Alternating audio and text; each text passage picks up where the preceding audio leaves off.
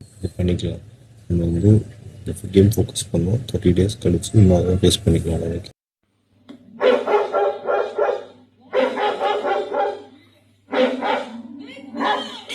பாருங்க, வீட்டுக்குள்ள இன்னைக்கு காலையிலே டீப் டிஸ்கஷன் போயிட்டு இருக்கு ரெண்டு பேருக்கு. யாரா அந்த ரெண்டு பேர்னு பார்த்தா எச்சையில கமருதினும் பள்ளி மூஞ்சி பார்வதிக்கும் தாங்க. நீங்க நம்பர் 1 டுபாக்கும், அவன் நம்பர் 2 டுபாக்கும்.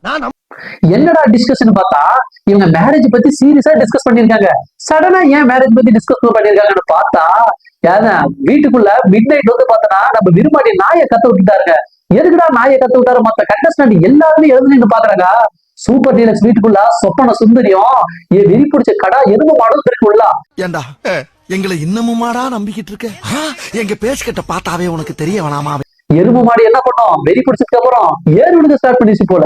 மோத்தா உன்னை பெத்தாலா இல்ல யானை கக்குச்சாடா? உடனே பைத்தியம் வந்த பைன்சக்கா பாரு பிக் பாஸ் கிட்ட போயிட்டு என்னுடைய செல்ஃப் கண்ட்ரோல் வந்து கண்ட்ரோல் பண்ண முடியல, என்னை விட்டுருங்க, நான் வீட்டை விட்டு வெளியே போயிடறாரு. அவ்வளவு சீக்கிரம் விட்டுருவாங்களா? ஒண்ணு வீக்கெண்ட் வீரையா வந்து உன்னை வச்சு செய்வாரு. பிக் பாஸ் வீட்டுக்குள்ளவே கேம் விளையாட வாங்கன்னா இவங்க ரெண்டு பேரும் கேப் மாதிரி தான் பண்ணி திரும்புறாங்க. எனக்கு தெரிஞ்சு இவங்க புது ஆளுக்கு பூமி பூஜை போட்டிருப்பாங்களோன்னு டவுட் ஆகுது.